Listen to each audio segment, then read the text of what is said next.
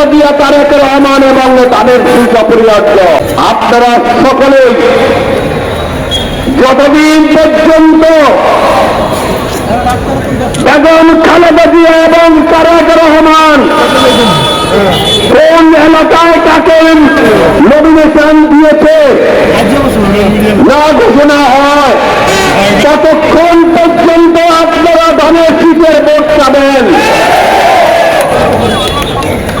কোন ব্যক্তি অপরিহার্য না, বাংলাদেশের জনগণের জন্য খালেদা জিয়া, তারেক রহমান এবং তাদের সুপরিবার্য।